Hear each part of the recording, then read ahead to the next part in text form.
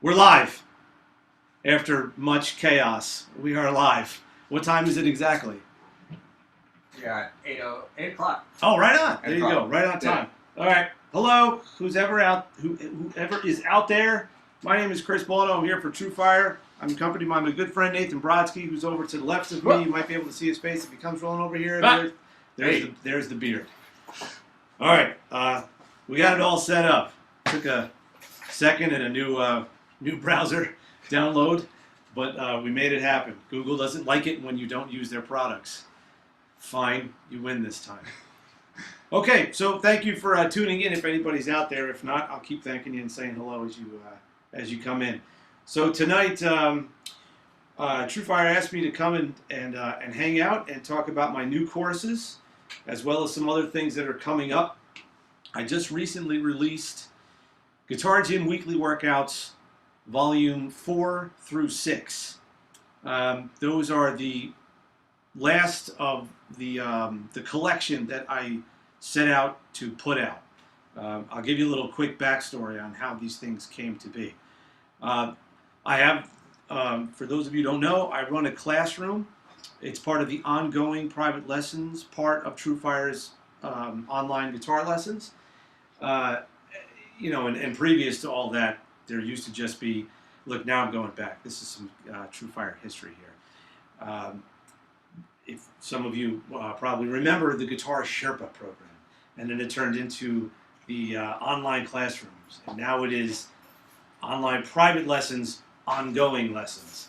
So whatever you want to call it, I started this thing called Guitar Gym back in 2011. Back when we first started doing all this, there was 10 classrooms that came out, and I was part of the first 10.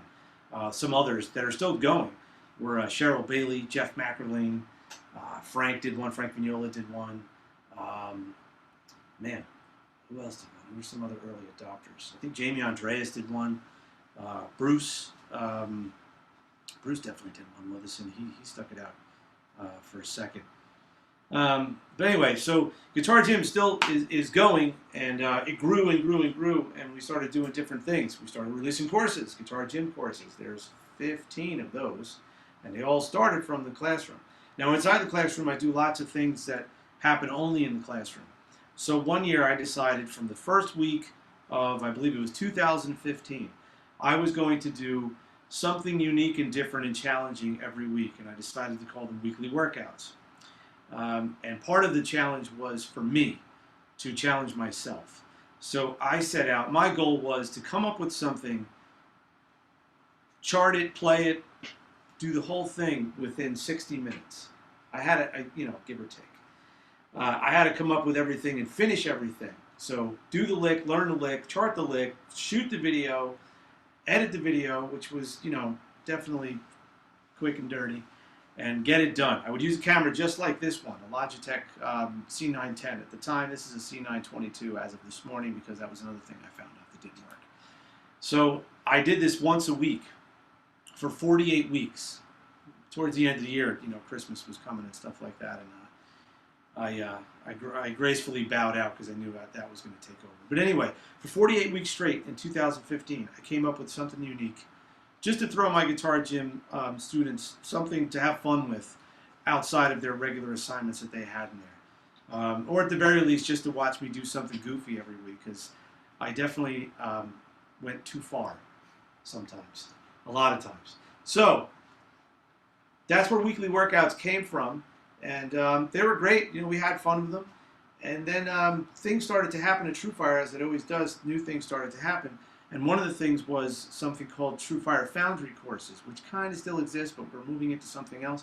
But the idea was for guys like myself to be able to produce courses literally in their home, which this is my home. This is my home studio I have here downstairs in my basement that my wife and I put a lot of time and resources into to be able to create this. So I've been doing courses down here a bit for the Foundry thing. I did something called Modal Motherload, which was actually my old studio. But I also put together releases that included these weekly workouts, right? So, you know what? Actually, no. it even goes before that. Sorry, I missed a whole another chapter. I'm really doing stuff here. There was a thing called workshops. That's where it started. There was 8-week workshops. It was supposed to be the middle ground between being a TrueFire user and being a classroom student. So we tried out 8-week workouts. And that's where the 8s came from. So I took 8 of the weekly workouts and made the first workshop for me. That was my first workshop. It was Guitar Gym Weekly Workouts, Volume 1. And that's where we started doing that. And I did the Moto Motherload workshop, which was Moto Motherload Alpha. Those 2 became my first Foundry courses. And from there, I started continuing to take from the weekly workshop collection and putting out the weekly workout versions or volumes. And, 1 came out, then 2 and 3 came out a little while ago, and now I just did 4, 5, and 6. There's your 8 times 6, there's your 48 workouts. So, that's how we got here. That's how weekly workouts came to be. That's how you get the volumes that you have. And they are these unique challenges. Everything, I tried to do everything. I also purposely tried to play different guitars. You'll see my Novak's guitars, my fan fret ones. You'll see my Vigiers, the one I use in Guitar Gym. My fretless guitar, I think, made 1 appearance because, obviously, about none of you have a fretless guitar. So just for 1 week, for entertainment purposes, I took that out. My Taylors make an appearance. I know my baritone does. My nylon string did when I first came. My GS Mini does a lot. You'll see several Kieran Downs guitars. And here's an example of one. This is a lot of times you'll see 101H models or H101. Shit, I forgot which word he puts the letter. Sorry, Kieran. But anyway, I use a lot of Kieran's guitars in there as well. You'll see you'll see a Klein copy he made and the orange one that I used on 30 Funk Rhythms You Must Know, as well as my How to Play Outside Guitar Lines book and stuff like that. So, there was that. Whipping out different sounds sometimes, but the key, the focus always was the workouts. And I did everything from, well, you know what, when I said I would challenge myself, what I was also doing was showing you what I was working on at the time. Like the very first weekly workouts were some licks I was working on for Jam Track Central. But throughout the 48 weeks, different projects were coming up, and I was taking things from those projects and, kind of inviting everybody into the process of whatever was going on. There was an article I was writing for a magazine where I ended up writing a piece called Ralph Knows the Facts, so we did like 1 or 2 workouts on that. I did a Jason Becker fundraiser that year, and I was asked to play one of his licks, which is, it's kind of the equivalent of being asked to, I don't know, play football with the Giants with no pads on.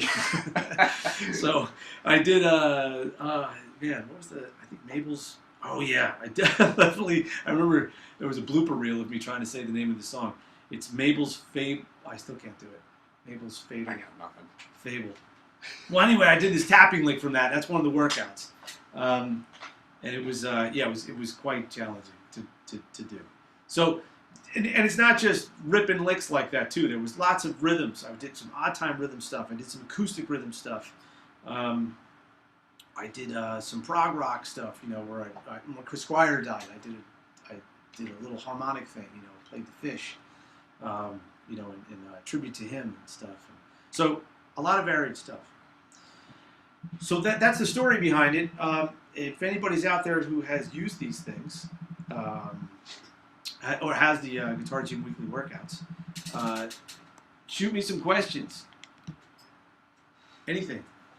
I will try to answer them as best I can. If we're talking to crickets, that's fine. I talk to myself down here all the time because that's what people do when they're in small enclosed areas. Yeah. I have 85 people watching right now. lots of really. We're doing all right, yeah. And we have one thing that I feel like you might want to address, actually.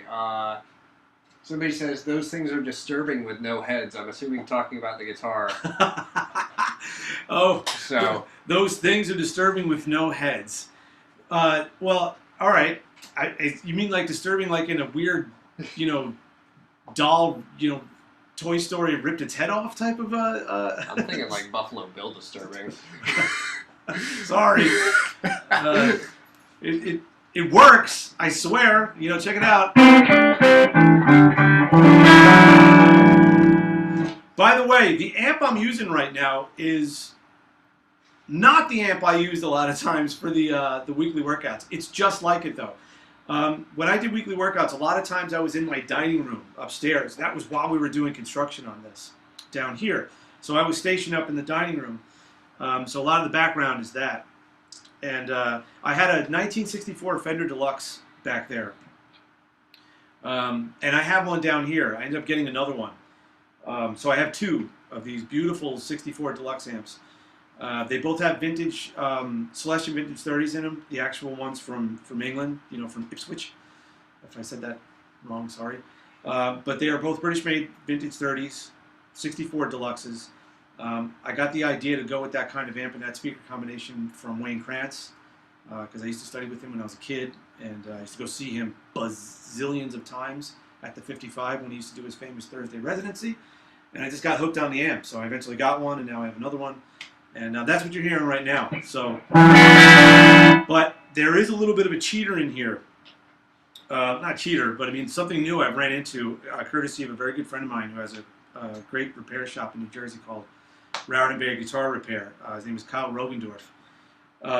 He sells J Rocket pedals, and he sent me home with a silver archer. He's like, I think you'd like this. Let me know.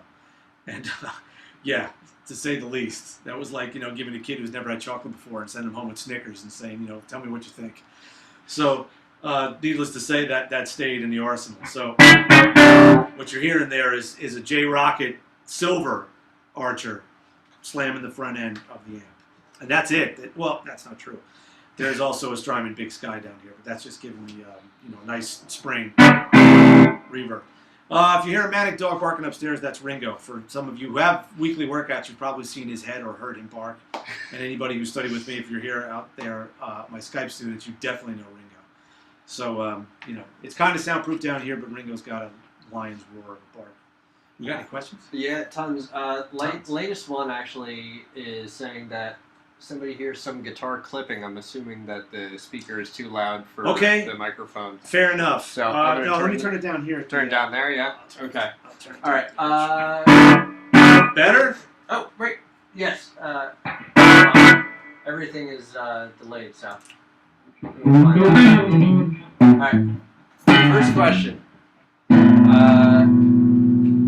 When you need to work out on nylon, steel string, and an electric to prepare all three in a night, do you use a single warm-up across all three or specific things for each? With nylon, steel string, what was the third one? And electric. Oh, okay. Nylon, steel string, acoustic, So, electric. yeah. So if I was preparing something that took all three, would I do something specific for each one? That's an interesting question. Wow. I thought All right, gut reaction, no. I wouldn't do something specific on each instrument. But I'm also saying that from the perspective of 35 years worth of calluses on these fingers. You know what I mean? If you know, it really depends on the if each one of those had a very specific application. You know, something that's really signature to each one of the guitars.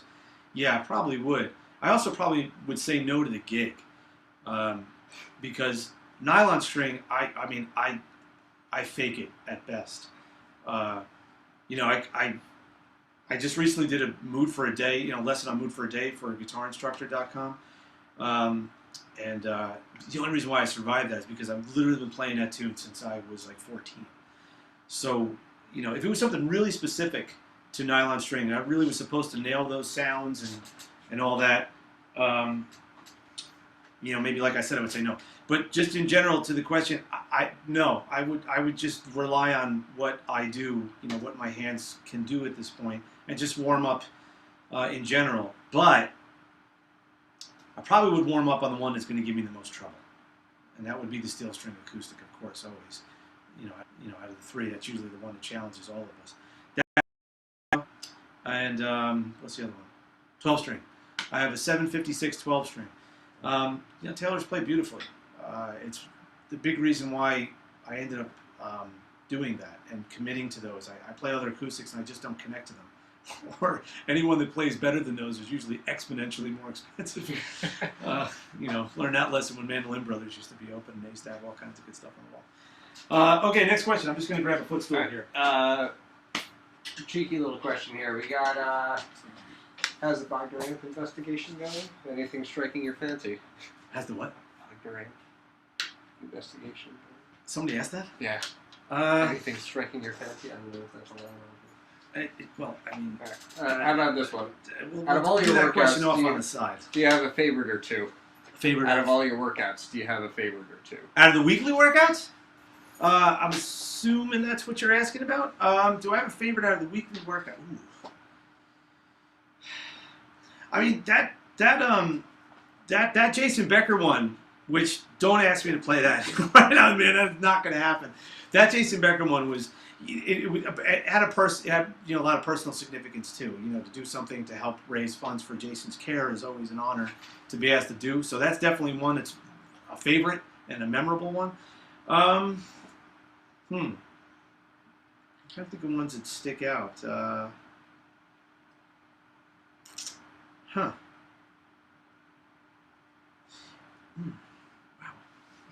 don't know, man. Does anybody have a favorite out there? Everybody else have favorites out there. But what's another one? I mean, there was a lot, and I remember a lot of them too. I remember I was actually at TrueFire. There was 2 in a row that I was at TrueFire. I was down there shooting courses, and I asked them to let me borrow the House Mesa Lone Star Special. I believe that's a 212. It's a beast of an amp. I love that amp. I use that amp for Juiced Blues. I just had a Tube Screamer, my 808 that's actually sitting right next to Nathan right now. I put that into that amp and it was just like the best sound ever. And I used that amp to do these 2 workouts that were bending type of workouts.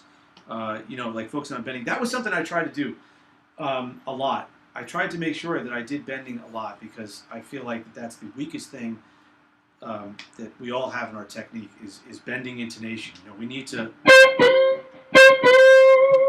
be able to bend to notes, and do it with style and control.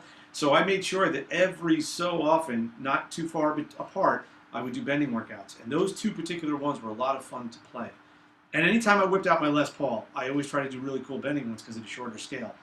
And I tell you, the combination of my Les Paul, it's a 2000 R8 into the Amp Tweaker Tight Drive Pro, which is a lot of the distortion sounds on these workouts, into that Deluxe was a very, very cool combo. All right, starting to get flooded over here. Oh shit, sorry. That's all right. I wasn't gonna say somebody asked what Chris Squire did you play? Was it The Fish or The Fish for the first album? And they want to hear the riff. If you remember it. The Fish. No, you know what? Because I also mixed it with Red Barchetta.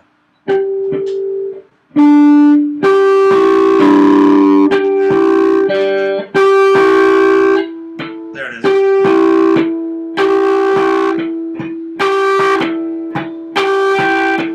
So that was Red Barchetta, and then I went into The Fish. Anybody bail me out on this? I can't hear it in my head at all. Sorry.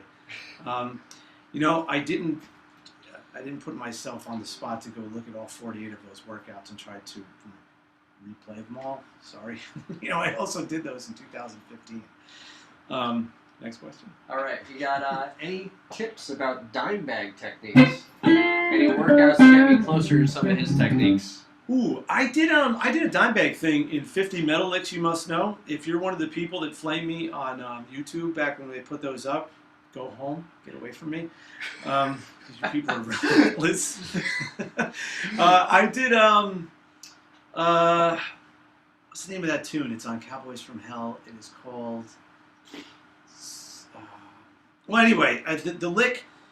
Cemetery Gates? No. It wasn't Cemetery Gates. It was Concrete... Primal Concrete Sledge? Concrete Sledge, yeah. So there's a lick in there, and it might even became a weekly workout stuff. There's a lick in there I really, really dug. Because Dimebag's legato stuff was fantastic. And he does a lick. Let's say I think he did an A minor up here, but let's put it in somewhere it's pretty clear to see. So actually, this looks a lot better. Maybe the black guitar wasn't a good idea. So he's got this. He does this. That's very loud. Hold on. Let's go here. All right. It's still kind of loud. Let's turn off the Archer. Hit the amp down a little bit. Yeah. Let's go to 2.5. That thing. There we go. Okay. We can the Archer. There we go. Okay. So the lick.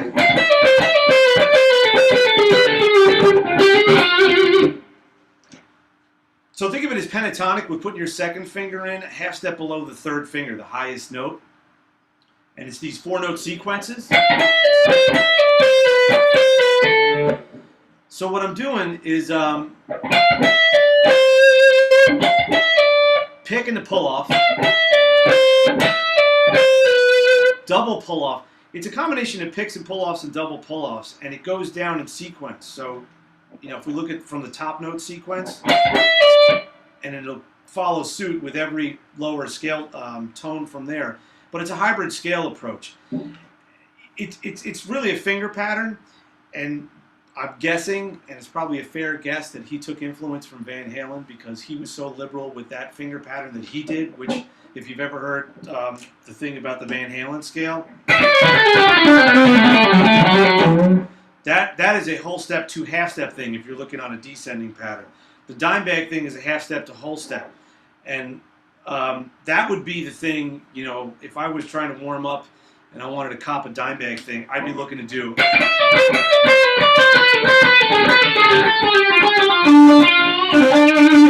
Because once that thing starts to go, oops, it's fun. But it's not something that he picked all the way. He wasn't an alternate picking guy. He wasn't a John McLaughlin type of guy. Because we all want to kill him, because nobody picks like he does, except for Pat Martino. But anyway, that would be my dime bag warm-up lick. And it is in 50 metal licks, you must know. And I think it is a weekly workout, actually. It's some iteration of that. But that would be the thing. Man, I'd love to do like how to play like dime bag Daryl thing. I don't think that's been done enough. Or ever, really. I mean, that guy was awesome. There's a couple videos here and there, but nothing No, it substantial. needs to be done more. Yeah. More. Next? Yeah. We got, I heard Bob Lanzetti studied with you. Is that true? If It is so, true. what did he study? Bob did study with me. Bob is among many guys I'm very, very proud of that have flown the nest and gone out to do some cool things. Matter of fact, I just played with Bob this past Sunday. I sat in with Snarky Puppy at the Count Basie Theater for the second annual Basie Summer Jazz Fest. I sat in with him last year too, so it was great. It's awesome to play with, you know, former students that you met when they were kids. I met Bob when he was in high school, and we worked together all the way up until he went to North Texas and met the guys in the band. What did he study? Well, Bob went through something I have called 7-Tone. It's a program that was created by a fantastic musician based down here. His name is Jerry Carboy. He's a bass player. But this was something that he worked with bass players and guitar players. It's a program that goes fully through the 7 modes in every which way possible. And all you 7-Tone guys out there that are listening to this, you all, you know, we're kind of a brotherhood out there. You know what I'm talking about. A lot of the information is on my website at chrisbuono.com.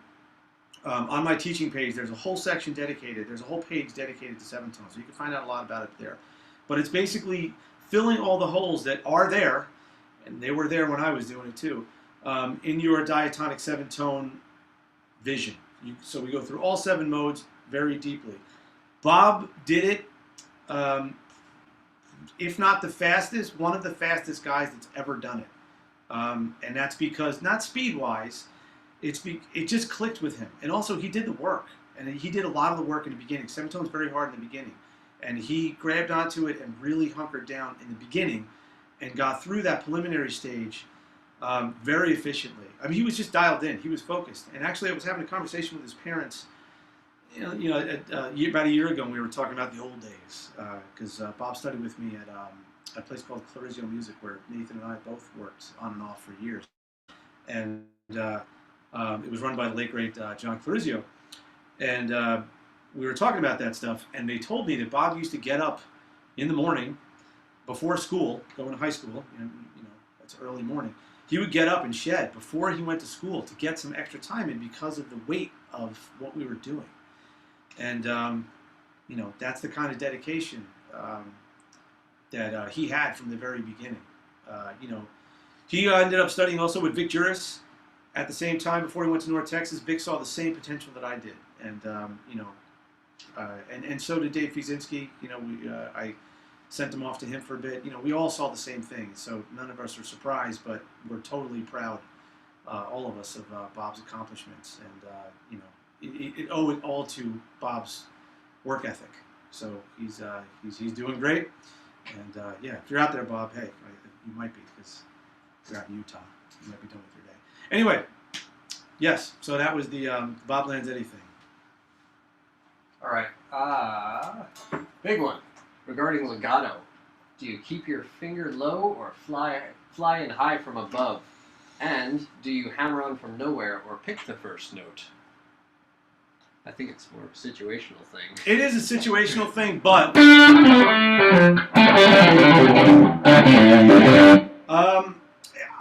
I'll pick the first note more often than not, just cause. But I'm a big proponent of this. Let's say here I'm doing a 1-2-4, a double what do you call these? Whole steps. Do a double whole step thing. Which, by the way, 1-2-4. That's the way I go. And that was actually something I picked up in 7-tones. What Jerry, the bass player, made me start doing because of the dependence on the third finger. So I'm always going for 1-2-4 on whole steps. So if I go to the next string, that's that note right here. That's a hammer-on from nowhere. And for those of you not familiar with that term, all that means is it's a hammer-on coming down in the string without making a pick attack contact. So if I were to start that without picking, that would be my first hammer-on, then there's your hammer-on from nowhere. I usually start it with a pick attack. And the other part of the question was, how high do my fingers come off? I try to keep them as close to the neck as possible. Think about it. The further away it is, the longer the journey it is to get back. So I'm going to try not to fly off and do that. So that's also coupled with a really, really light touch. And I'm trying to do my best Tom Quayle impersonation. Luckily, Tom's on my team. He's a guy I'm glad to call a friend, because I would hate to have to be in a situation where I'd have to compete with him. All kidding aside, if you want to check out some ultimate legato, you just watch what he does. Whatever he does, do that. Because he's pretty much the legato king. And if you watch, he does everything that I'm saying here. His fingers are very low to the ground, so to speak, very close to the neck, light touch. And another thing is, though, you got to be really conscious of your string noise. So as I'm coming down, that first finger is leaning over. It always does. It's cutting out the open strings. Yeah, any unwanted string noise, any possible sympathetic vibrations that might happen from you doing what you're doing, and also using some gain. I predict the next question might be, or if it's not, it should be, should you practice legato with gain or not with gain? And that's a common question that comes up a lot about practicing in general. And my thing always is, you should practice with the sound that you're going for. Because guitar players have this weird habit of thinking that we're supposed to go through these certain rituals, and if we don't go through them, we're doing things wrong. Meaning, hey, I should learn how to play on an acoustic because it's harder. And then I'll go play on an electric. That's insane. Why would you want to make it harder? And same thing with legato. If you want the sound that I got going on here, then practice that. You should go for that. If you want something that's more, based on clean tone approaches, then that's what you should practice, because that's what you want to sound like. So don't fall into the guitar player traps where we come up with these weird reasons to do certain things. Look, I'll tell you a quick story. Rusty Cooley and I were out in Utah teaching at something, and he had his guitar with him. I played, playing the guitar and stuff. I wanted to try it out because his signature Model Dean had just come out, and I was excited to try it. I played it. It was awesome. It was so much fun. I was like, wow, this is so kind of easy for me to do what I do, not to do what he does. That's another thing. But anyway, I was like, hey, what's going on here? So he quickly tells me the specs. And, he had 8s on it, super low action. DMGs he had on there were like molten lava, all that stuff. And Nathan actually has one of these guitars, and it's set up definitely to play. And, and I kind of was giggling and stuff. I was like, wow, this is really got a lot of advantages here. And he looks right at me, dead in the face with his sort of southern drawl, Texas. And he said, well, why would I make it hard? It's his accent's not that strong. But anyway, what he said to me was, I want to make it as easy as possible. I want to take every, not shortcut, but every advantage I can afford myself. So 8s, big frets, low action, high gain. Now, if you think that you get all that stuff together and you think that you can do what Rusty does easily, more power to you. You'll quickly realize that's not the truth. But the point is, do what you got to do, to do what you want to do, and don't do it for any other reason but what suits you. I played Alan Holdsworth's guitar once too. His little no-name sort of kind of Steinberger, one of his more signature instruments. Same deal, low action. There was maybe 8s on it, definitely 9s, and it was set up to win. So you set up your guitar however you need to. You play with the sound that you need to play with. I like it. Hey, thanks.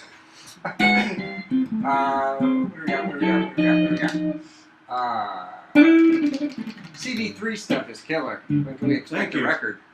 Hopefully the end of the year. We're going to do a summer residency starting June 21st. If anybody's local to New Jersey, or you're kind of close, in Pennsylvania, Maryland, or New York and stuff, I highly suggest, not just for us, but to come down on a Thursday in Asbury Park where this thing happens called Jams on the Sand.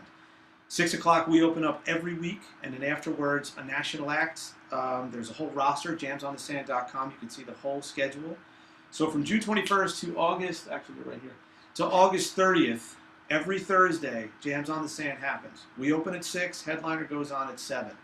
CB3 is my organ trio I put together with Tobias Ralph, drummer of the Adrian Ballou Power Trio, and Ben Stivers, who is a phenomenal organ player, great lefty hand bass, and has a resume that will make your head spin. This guy's played with everybody, from the Bee Gees to Greg Allman to Matchbox 20 to Ricky Martin, and he does it all.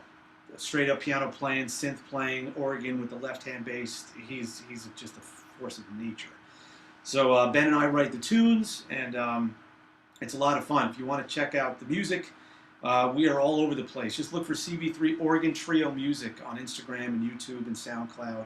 We have a YouTube channel that has 3 videos that we shot, and you can see them also in all the other places and stuff, but you can go right to there and see that stuff. It's a lot of fun. It's an organ trio with, with me unleashed on it. And, well, all these guys unleashed. I mean, those two are just crazy talented and a lot of fun to play with. So we're doing an organ trio, but kind of not doing an organ trio, if you know what I mean. So, but thank you for the interest and stuff, and hopefully I'll see everybody out there in the summer. Somebody's picking on your technique. Picking on it. Asked if you are a Pickslanter. Pickslanter as in Troy Grady Pickslanter? I mean, because that's where that terminology comes from. Man, I tell you, I wish I was. Troy Grady, if whoever doesn't know, Troy Grady is he's a marvel. He has something, or started out with something called Cracking the Code, and he's since created a dynasty of guitar discovery ever since. And I'm telling you, I speak from the same place that any guy I know, from the highest part of the guitar food chain to just fellow guitar hobbyists. If you know what Troy has done, you are in awe of his accomplishments and what he's put out there. So Pickslanting is, I guess, like shit. Well, Sorry, is the basis of the whole thing, and the idea is dictated by where you're going and the position of the hand. I have been trying to work on it. I'm not sure if they were talking about like actually slanting your wrist though, or the pick itself. Well, up or down, okay. You know. Wow. So sorry if that you didn't want to know about the Troy real Grady. deep into But technique. you should check out the Troy Grady thing. He's got a YouTube channel. I mean, you got to look into that stuff, and especially if you were of my time. I was born in 1972, and I was a kid in the 80s. Watch Cracking the Code Season 1, and you will know what I'm talking about. It's totally relative to how you and I perceive the guitar and how we came up. But anyway, pick angle. I do angle coming at the, like, yeah, you can see it pretty clearly right there. I come down at an angle all the time. So for alternate, but thinking about the pick slanting thing, for what I just did, according to Troy Grady, if I am going to an upper string, so that would be, let's say, down, up, down, I should have a slant that goes out. So when I go to the next string, I don't hit it. Now if I'm descending, I should have a slant that goes up. So if I'm coming down, say I was doing up, down, up, that slant should have me able to come to the lower string facing up so I don't hit it. And it addresses something that I absolutely hit a brick wall with when I was a kid. It was that exact thing, going from string to string. How do I get out of the way of these things? So I'm telling you, watch Season 1 of Cracking the Code and watch how he deciphered all this stuff from a single Yngwie Malmsteen video. And he nailed it. He absolutely nailed it. And I tell you, if you want to watch a great picking technique from a guy who's got crazy, I don't know if he did it on purpose, but you can see that he has the slant. There's two guys I can think of right off the top of my head, two younger players. Check out Martin Miller and Near Felder. They have incredible wrists, great technique, and both of them, especially Near, you can see the pick slanting as he goes back and forth. He's a great jazz player, got crazy, crazy bebop chops. He's got the picking technique that we all want. And there's a lot of pick slanting in there and stuff. So check those two dudes out. And if you run into them, tell them both I said hello, especially Near. I used to sleep on his floor when I first started teaching at Berkeley because I had nowhere to go.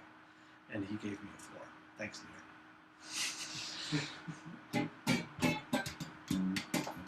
Okay, next. Any suggestions to avoid injury? Had some wrist stuff that flared up in the middle of a gig, and I don't want it to happen again. Yeah, I don't want it to happen again for you either, and I don't want my injuries to come back either. So how to avoid injuries? You got to know when to say when. This is something, if my guitar gym students are all doing this right now, because I'm very, very on top of that. I've been living with injuries, playing injuries, pretty much the whole time.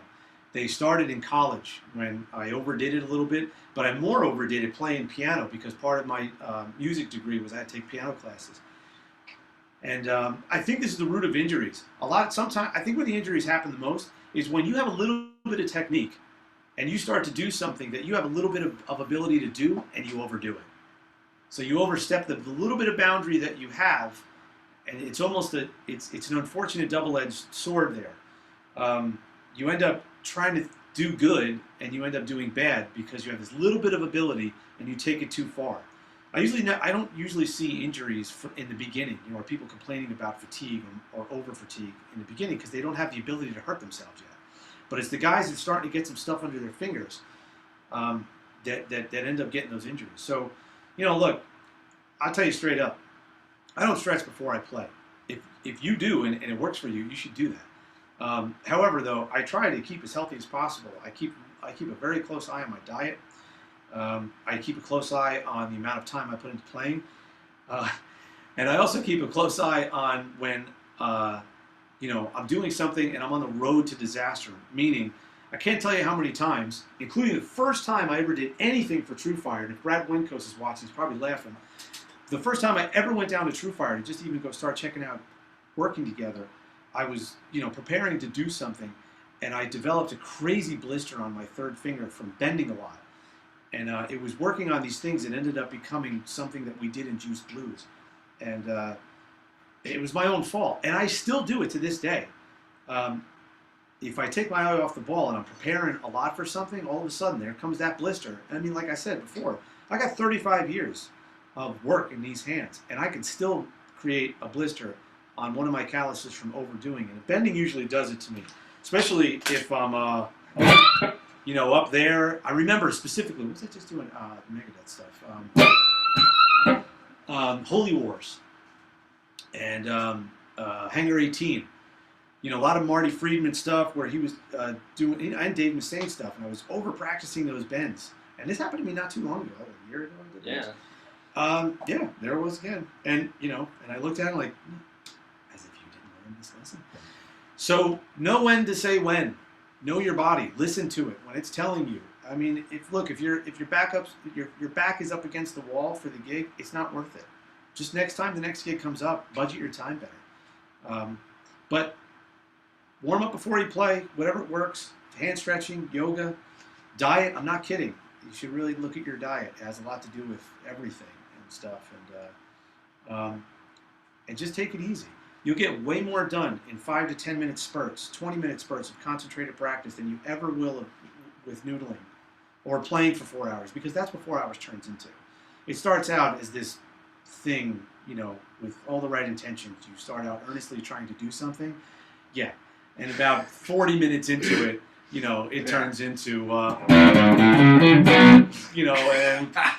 then a whole medley of Rush and Led Zeppelin tunes, and then, let me check out that John Petrucci thing and all that stuff. So. All right, a couple more on the people with pains, actually. Sure. I got to jump back to the legato question because it seems actually fairly important. All right. How many things can mean a tremor in your hand while playing? Because I think I have these a lot. And do you have painless clicks in your wrists while bending certain ways? No, I have painless clicks in my knees, and I check that stuff out. And I know this is not what you want to hear, because it's not what I wanted to hear. But my doctor just looked at me and said, "Well, you're getting older, Chris." I turned 46 this past Tuesday. Please don't flood the chat with happy birthdays. I appreciate it, but Nathan's head might fall off. Thank you in advance. So that's what I was told, and what I told with the origin of that is it's water. I don't get it in my wrist. I don't get the painless clicks in my wrist, but sometimes my wrist does click and it hurts, and I don't know why. I think sometimes it just gets a little caught. Let me tell you something. This wrist right now I'm having some problems with. You want to know why? Because of this. This is why I have problems in this wrist. This is an iPhone 7 Plus. My wife calls this the old man phone because it's so big. But it also has a Mophie, juice pack on it for the battery. It's kind of heavy, the case. So this is the hand I naturally hold the phone with. And the amount of time that, it just caught up to me. And right here, it destroyed me right here. So I have this wrist pain. It's starting to get better because I don't do this anymore. I try to really be conscious about not holding the phone. And if I do, it's in both hands. But I try not to hold the phone. I try to put it down on a surface. I also try not to walk around looking at a phone because A, I don't want to ruin my wrist. B, I want to see the world. I don't want to walk around and do that. So it's not just playing the guitar. Those freaking phones are going to kill us all. There was another part of that question. Painless clicks in your wrists, and how many things can mean a tremor in your hand while playing? I don't know, honestly. I've never had tremors. I don't know. That one, you should see a doctor. If you're having anxiety, it could be any number of things. Yeah, maybe take a guess, stop drinking caffeine. So, that 5-hour energy that you had, or the 5 of them that you might have had, stop doing that. But if it's not if it's not related to that, you should definitely see a doctor, man. I don't know. I've never had shakes in the hand. I have seen people that have, like they can't hold their hand still and stuff. I mean, that's pretty still. I don't know. I would definitely get that one checked out. But I've never experienced that. Though, okay, you know what? If I'm outside, I like to work outside in the yard a lot. And, even sometimes I'm dumb enough to stick my hand in an engine. I have a 1972 International Scout. And I like to work on it with people who know what they're doing, not by myself. And, any of you grease monkeys out there, you know what I'm talking about. Those bolts don't come off easy. So if you're really taxing your hands, or like I said, working outside, I got 10 yards of mulch that just got dropped off. So I'll be outside this weekend with a pitchfork and my sons, doing the yard work and stuff. So a lot of that work, after a full day of, maybe I just had a tree fall in the yard, doing some chainsaw stuff, something that's really got a lot of taxation on the arms. Yeah, after I get done with that, a whole day of doing rigorous lifting, yard work, whatever. And I'm sure my friends with muscles are laughing at me right now, but I work my butt off.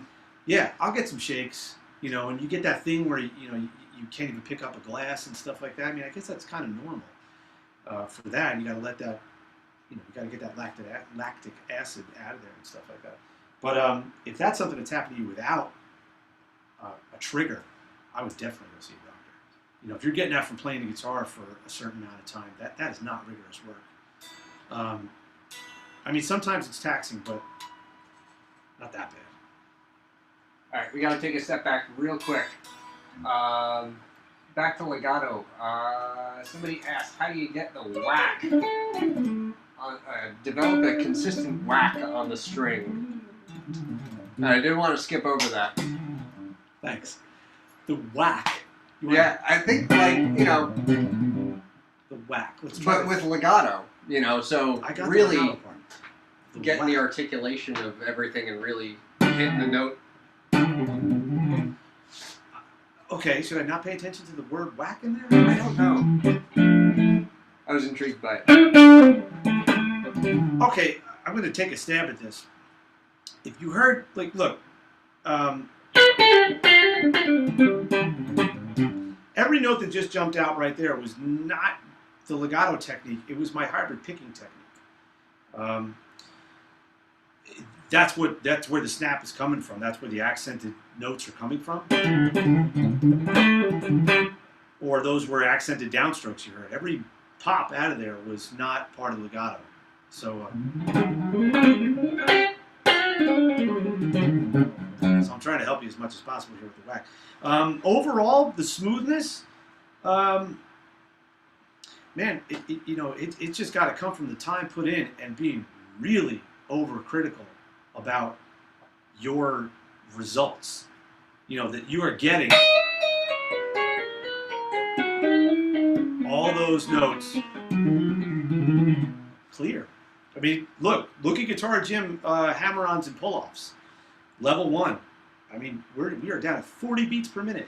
And you watch me play those videos and play along with me. I am, really making sure that I'm getting those notes loud and clear. In any legato thing that I ever explained in anywhere, any of my TrueFire courses and stuff, I will always stress how important it is to be very on top of those notes are coming out as clear as they're supposed to be. But here's two things, and kind of going back to somebody who was asking about hammer-ons and hammer-ons from nowhere. Look, hammer-ons have to be with all 4 fingers, by the way, should be equally as strong. But all of them have to come down, and including the hammer-on from nowhere. I like to come down, the same motion coming down on a keyboard. I'm not necessarily on my fingertips. First of all, you'll never be on your first fingertip. You can't. We're not shaped like that. So you're always going to kind of be on the side. The 2 and the 3 finger, they pretty much play on the tips. And so does the 4th finger. It all depends on, you know what's a big secret here? The hand position. That's a big thing with your legato. And I'm going to come back to pull-offs in a second. Look, I'm not saying that any one technique is absolutely perfect. But I do have my strong suggestions for what works. And what I think works really well is a thumb behind the neck. So let's make sure that you can see this. Yeah, there we go. See that? I don't do this. It's very rare that you'll see me put a thumb over, and if I do, it's because I'm fretting. So I'm generally back here, and my thumb works as a pivot point, an access point. So I pull my elbow back and forth. So then what that does is allow my hand to sit like this and to look like this the whole time. So, you know, go into a simple 1, 2, 3, 4 exercise. See how my hands look the same? And see how all those notes sounded equal? That's it. That's what it has to be. And it all comes down to the thumb placement. Now, for pull-offs, look, this is the best thing I could tell you. Pull off towards the floor. Don't pull up off the guitar. If you do this, hear the difference in the volume? I mean, it's like, wah. It's got to be ba ba. It should be the same thing, or even ba ba. You know, something a little louder. Maybe that's the whack.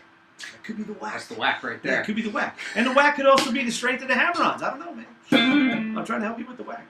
You know what, though? Maybe the whack is the hammer-on from nowhere that we were talking about before. You know, when I come down, those hammer-on from nowhere need to have some power. So, you know, maybe that's our whack there. Trying to. Got a really important one, actually. I thought this was a great question. Your library educational material is great, but your playing never sounds clinical. What can you advise those of us who want to think less? What can you advise those of us who want to think less? Practice more.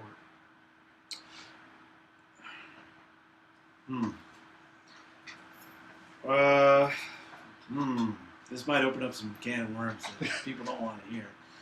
Well, not necessarily. Well, I mean, you know, it would be unfair for me just to sit there and say, well, think less. I mean, I try to make a conscious effort these days now to play for me. I appreciate anybody who comes to listen to me, but I'm not playing for you. I'm playing for me. Because when I used to play for you, I kind of was playing to impress you, and that killed me. I would do dumb things. And a lot of times I fell on my face. So I had to start playing for me. And more importantly, to play for and with the people I was playing with. That means more to me than anything. It's connecting with the players I'm playing with. So that kind of automatically makes me think less about me and think more about them. So I'm playing for me while playing for them and thinking about them. I'm thinking about what my guys are doing, what my guys and girls are doing, the people I'm playing with. So that kind of makes me get out of my own head and overthink things. Also, if you're asking from a perspective of, you know, you're thinking about stuff while you're playing, you know, yeah, you don't want to do that. You don't want to walk up onto the bandstand and still be thinking about the Dorian is a flat third and flat seven. That needs to be, you know, I cannot be in a situation where I want to play over something like that, and I need to be thinking about, well, Dorian, it's got to, you know, or thinking about the things I can do over that chord. Hey, maybe I can do this arpeggio, you know, or this or that. No, you have to do that on your own and integrate whatever is going to happen naturally into you. So it does happen naturally, thus not thinking. You know, I hope that answers the question. You know, and at the end of the day, you just have to play with reckless abandon. And I got that from, that really set in when I first started to go see David Fuzinski play. Good friend of mine, mentor. If you have a lot of my TrueFire courses, you've seen the many different times that I have dedicated lessons, you know, names to him and stuff like that, because it's a huge influence on me. And one of the bigger reasons why is because I learned how to play with that, you know, that pedal to the metal type of attitude. You know, go in and just go for it. And that was big time. I needed that because I was overthinking stuff, like I said, playing too much for the, you know, for the wrong reasons. For other people and their satisfaction, and you know, and also thinking too much about theoretical things. Instead, I had to, get to a point where you got to put all that aside. You got what you got when you walk on that stage. If you want more, practice off the stage. And when you get back, bring out what you worked on. But trust me, it's not going to change when you get on the stage at that moment. I've tried. It's not going to. You're going to play what you got.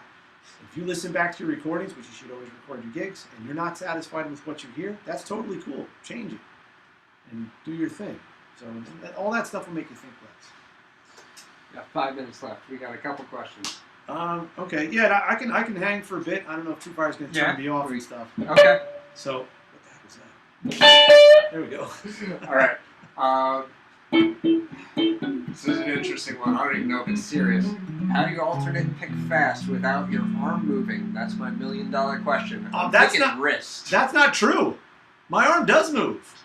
I mean, I know what you're talking about. You watch Paul Gilbert, and he just, it's almost insulting to watch him play because his wrist just uses his there's those thumb guys. and his Yeah, there's those guys. I'm not that guy. I'm not. I mean, look, you're probably, you know what? I think what you're seeing is, if I'm playing through an idea here.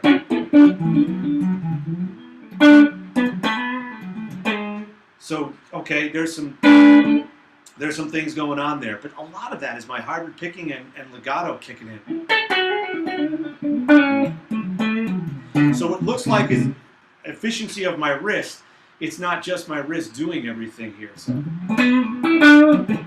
now look, if I want to play something more that's going to require me to pick, watch my arm. See it?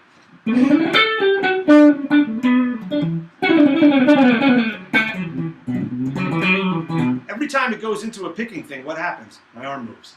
So I don't have that wrist that you thought I had. If ever you may see my wrist do something, it's when I try to cop, that stuff, doing the Van Halen thing, which, the state of my wrist at this point, I'm not doing that. But the truth is, it's when I need to pick a lot, that elbow's kicking in. That's what it is. I wish I had the wrist that I would love to have. I love the way those guys sound when they play. Yeah, I don't. Sorry. All right. So besides the whack, this is my favorite question because it's to me it signifies when you're about to see a great player. Strap height. Do you subscribe to the Billy Sheehan height, or should it be the same sitting as standing? Do you wear the guitar lower with a strap, standing / performing? So where do you wear your strap? To me, I always think if you see somebody who could basically play with their beard hair, you're about to see some stuff. Okay, fine. I'll go along with that stereotype. That is true. I think the same thing. And hey, I don't do it because of this. I strap high. Look, I've been told I wear a bow tie. My guitar is a bow tie. I've had everybody under the sun make fun of me for how I strap how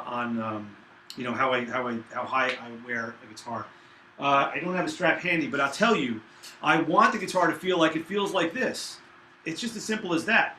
And also, I tend to, at TrueFire, it's kind of an issue. Because I'm always lifting my leg, and you don't want to see my knee in the shot. So we always are wiggling chairs around. I need the guitar to be here. So I will strap on. If I was standing up, it would be right here. So no, I can't. I don't know how guys do it. And that's them. Me, I need the guitar to be right here. Sometimes I'll lower it a little bit. I don't know why. Because then I'll end up just putting it back where it was. But I use mono straps. I love them. They got this great padding on and stuff. And I went as far as the leather part where you hook onto the button. I cut them and drilled a new hole in it so I can get even more or less length in the strap. Just to get that extra inch or half inch on each side, I cut the leather. And then I use shallower strap locks, so all the hardware in there sits in there pretty snug. I've never had a guitar fall off me, Where's the lid? She's not gonna. But yeah, I will strap it as high as I could. You know, I put it here if it would make sense. So.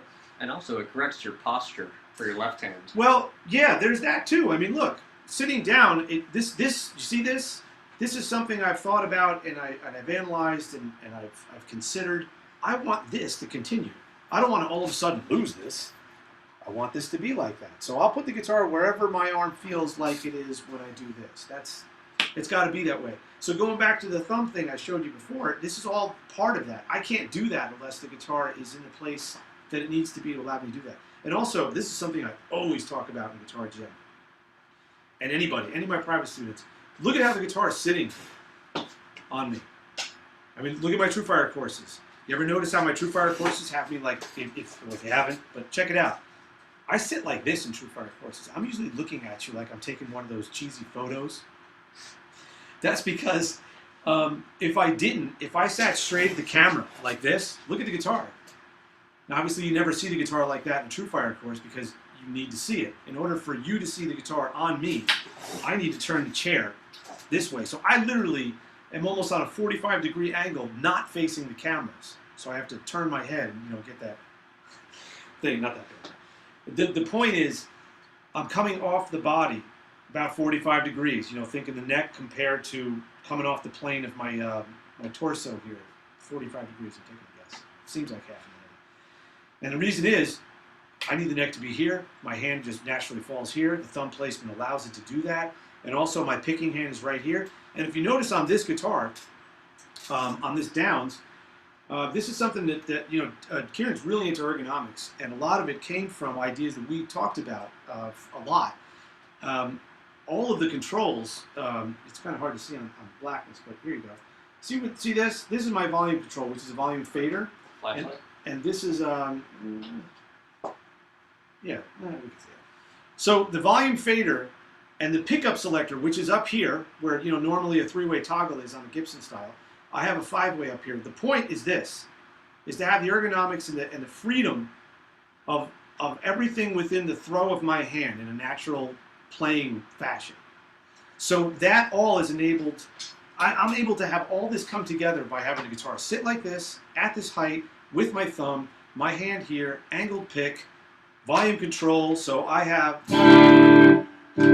can easily get to the slider. It's literally a fader. And then, if I want to make pickup selections and go quickly between them, it's right there. And I can get to selections quickly and naturally. That all it's all interdependent. Everything I just said depends on each thing to be where it's at. So if I lower the pickup, if I lower my strap height, it's all out the window, and I can't have that.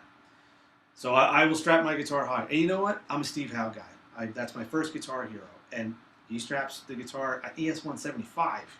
He straps pretty high, and that always to me was normal. I quickly got into Jimmy Page not too long after that, but that never made any sense to me. I don't know how that guy plays. It's strapped so low. I mean, Watch Song remains the same, and it's like strapped with looks like a dress pants belt. What is that? So yeah, strap it high, wear it proud, and it goes back to what I was saying before about playing in general. Play what you want to play. You want to practice your legato with your distortion pedal? Go right ahead. You want to do a clean? Go right ahead. Go for what you want to do. You want to strap your guitar high? Go right ahead. Do what you want to do that gets you to where you want to go. You want to play with 8s? Go right ahead. Whammy bar on there? Absolutely. You should not put aside anything that you want to do. There is no, well, I got to do it this way first before I can do it the way I want to do it. That's crazy. Stop doing that.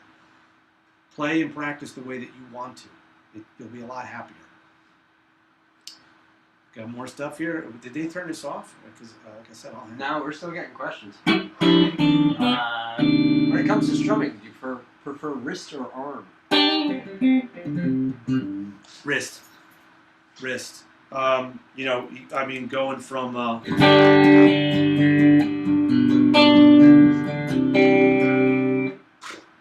remember last time I ever played G to C like that. But anyway, casual strumming like that, wrist. I mean, my arm is moving, but it's all about the wrist. If I get more precise, you know, wrist.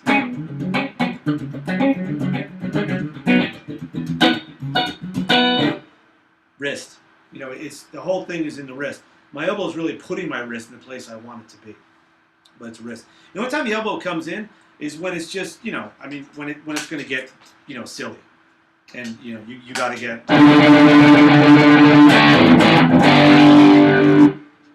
But even still, the wrist, you know, I did Master of Puppets. I did a full song lesson for Master of Puppets, and you know, if you want to do it for real. That's got to be on Downstroke. Yeah, and it's downstrokes, and it's all generated from the wrist. So downstrokes or die when it comes to James Hetfield. There is no in between. Lauren, next. We're running out of questions. Yeah. Okay. Can I turn you out to a cool chord? It's my chord. I own it. I'm just throwing. I just want to say this. Because I also I wanted to mention that thank you for whoever brought up CB3. I also have something else called Red Right Return. It's my progressive math funk project. Progressive math funk. It's a very cool project that I'll be recording a record this summer with some really, really great people that I'm very excited about to do this with. And inside of Red Right Return music, there's a couple signature chords that always pop up. And this is one of them. Right here. That thing sounds good. This is a bare knuckle Legato, by the way. And I actually do like the way this one sounds. But anyway, this chord is a, what is it? It's a major 7 sus2 add 6. So it's got a 2 on the bottom, interval of a second. The 6 is right there, but it's a fifth away from the 2. So you get this cool bottom portion. Then you got another interval of a second, and that's the major 7. And that's it. I just play that chord all the time, especially in Red Right Return stuff. That's my go-to major 7 chord. So if major 7 is on a chart, this is what I play.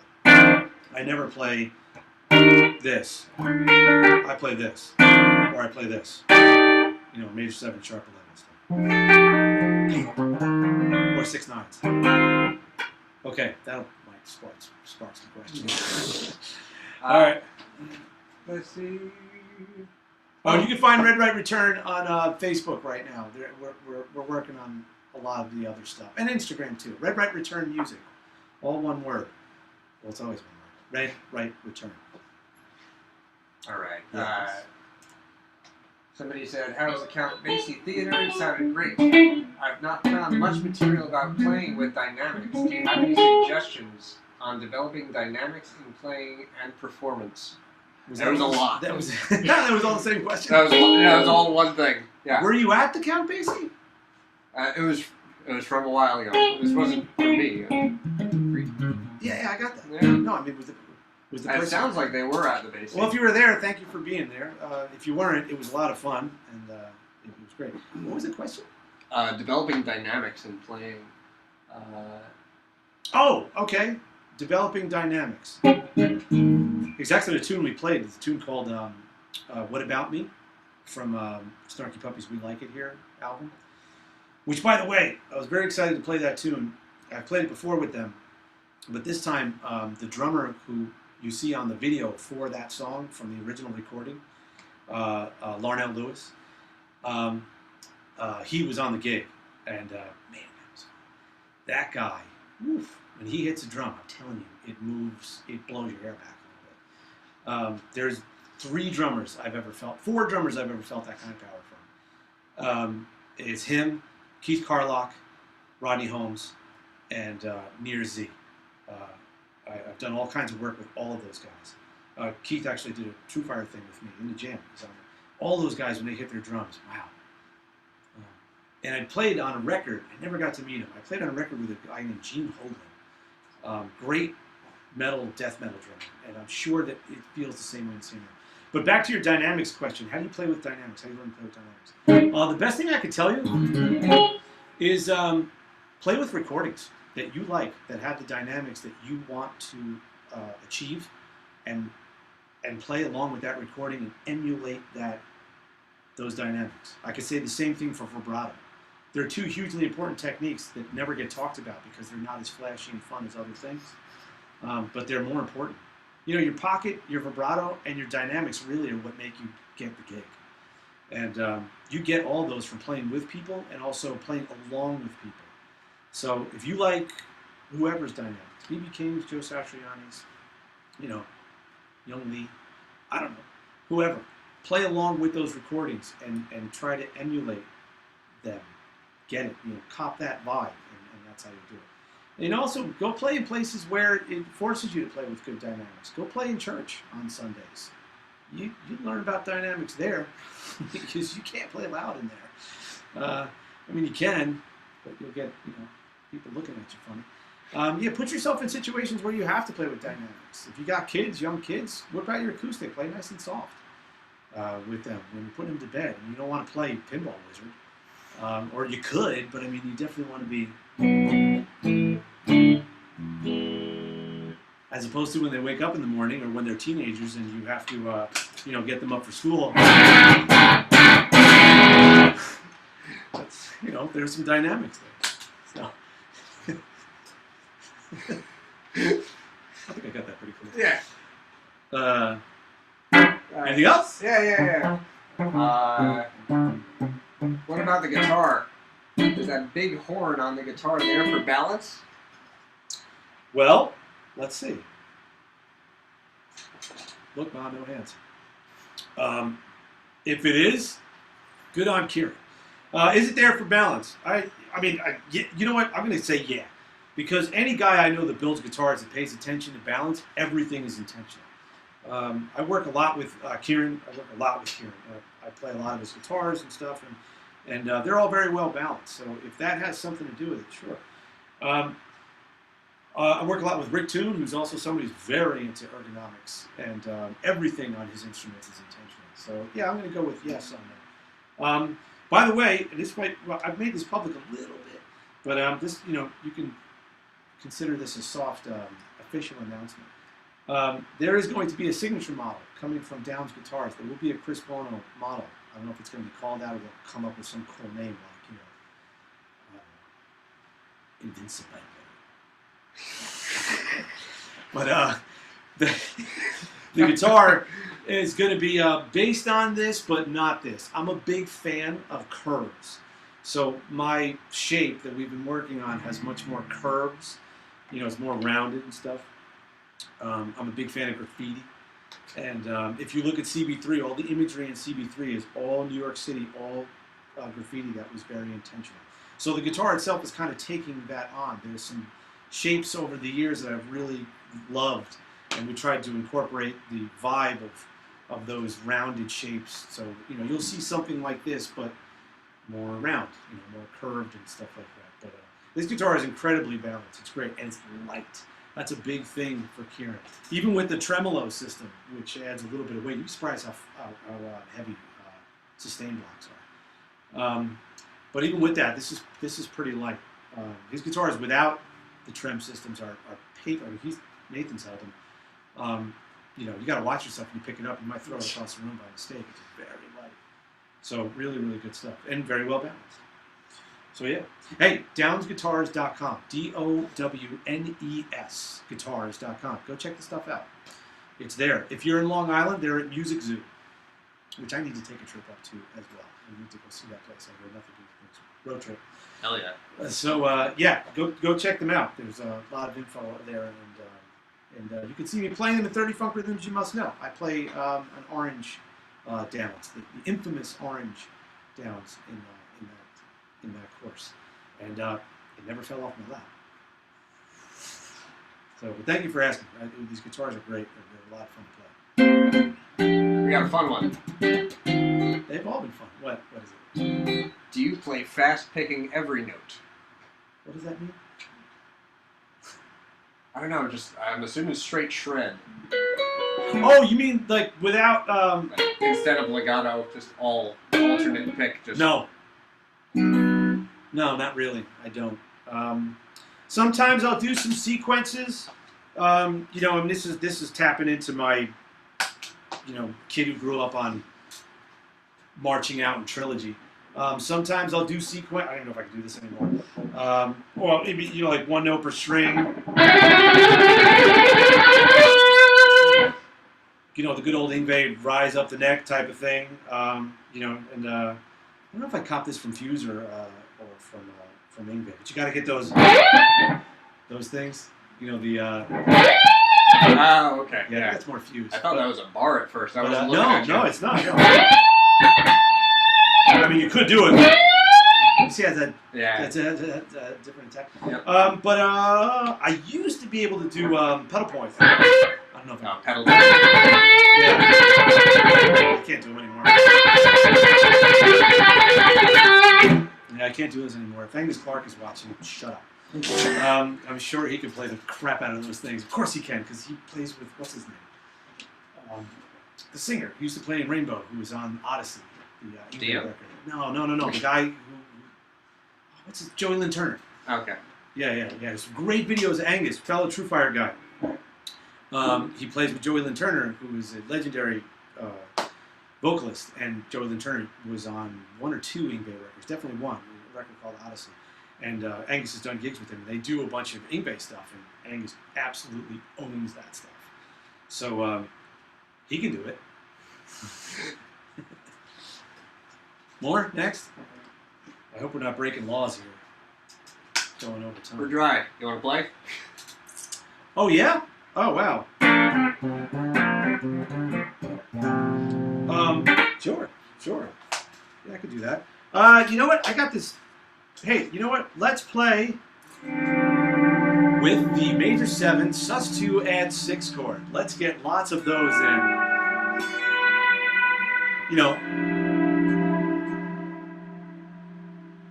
I'll send a free Guitar Gym title of almost any choice, because I'm not sure if I have them all here, of anybody who can tell me what vibe I'm copying right here with these sounding chords. I mean, this is really easy. I'm really giving this away. First guy who types it.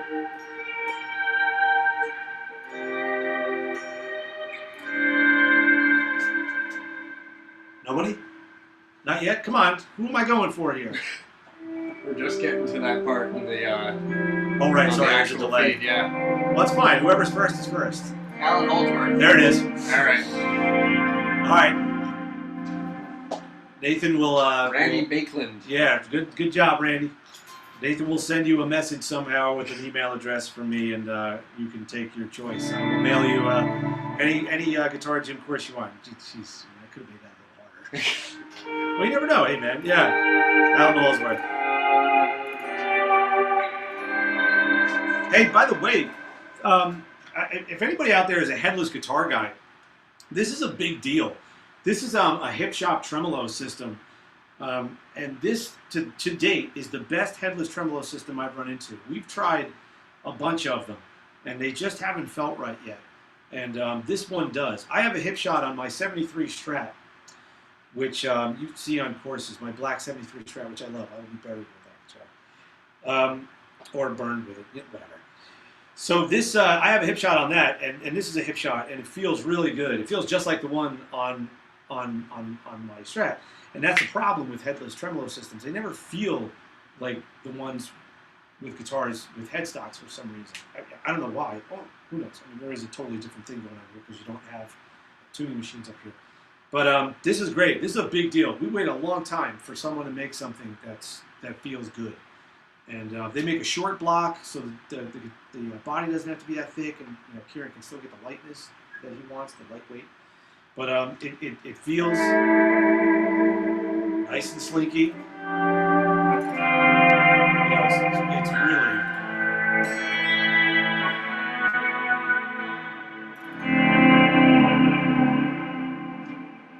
Who wants me to do a Guitar Gym course on chords and rhythm? I'm curious, because I think that's going to be the next chapter. Actually, while we're here, how many people are still here? We got 38 now. Oh, wow, we went from 85 to 38. Sorry. Hey, just curious, any requests? Guitar Gym subject requests, and also, I am working on a channel. I'm going to have a channel. Of course, in true Buono fashion, I'm going to try to make a channel that ends all channels. No ill will wished on my fellow TrueFire artist channels, I'm just saying. So, I know I'd like to do some Guitar Gym stuff on rhythm. And we've talked about different things. Rhythm, harmonics, whammy bar, bending, stuff like that. Somebody's asking if the tremolo is fully floating. Yes, absolutely. You can see back here, that cavity back there lets me go. Yeah, I can go up. I'm not sure how high, and I'd like not to find out the hard way, but yeah, I have to have floating tremolos because I need to go. I like to go back and forth. The only guitars I have that have fixed, or not fixed, that don't dive only are my Van Halens. I have, I have an EV8 Circles guitar, and I also have a Judah, Van Halen Frankenstrat copy type of thing. I hope I said that right, because when I don't, we'll have a heart attack. But anyway, they both have. Actually, yeah, no, they do. They both don't go back. That's just, it's the way it is. That's the way Eddie wants it. You have the right ear quarter in that one? I do. Yes, I do. Yes, I do. Actually, somebody's saying, play some Van Halen. Yes, sir. Play some Van Halen. Do I have a license to do this? Is TrueFire going to... That actually, hey, you know what? This is a good time for us to talk about legato when it comes to tapping. It's the same thing, man. It's got to be that light touch, This has got to be just as light as the picking hand. So if we're doing no, what does he do? Where does he hold it? I'm sure. Oh yeah.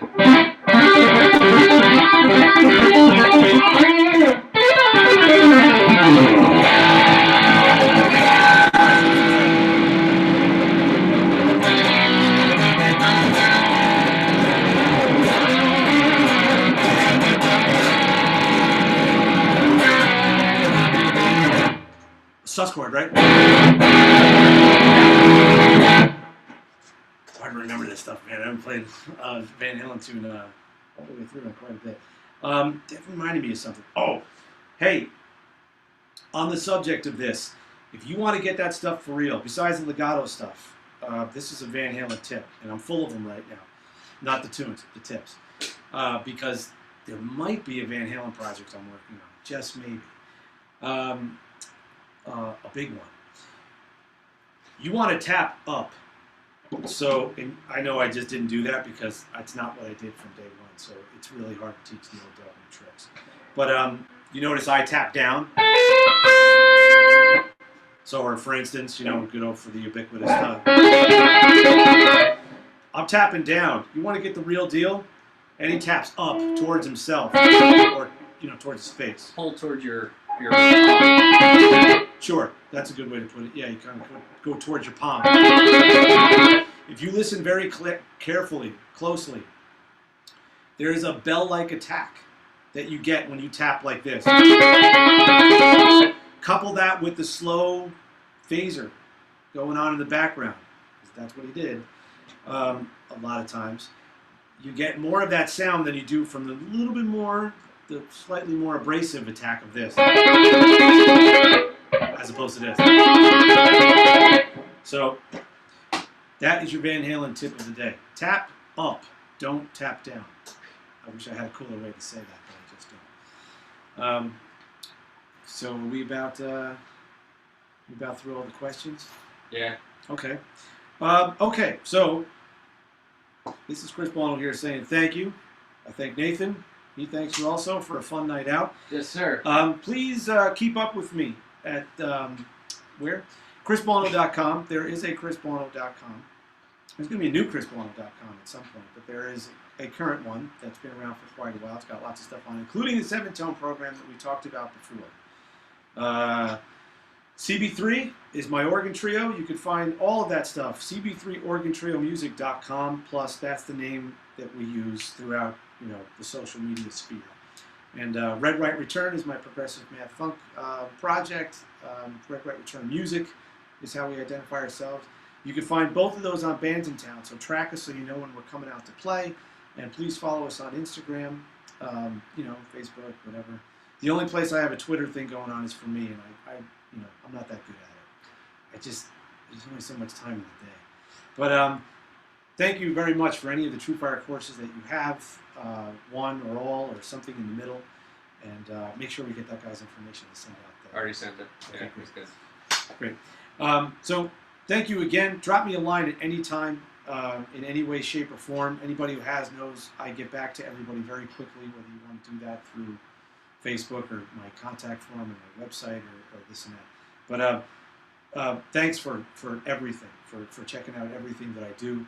Maybe I'll see some of you in Guitar Gym, the online classroom part of it.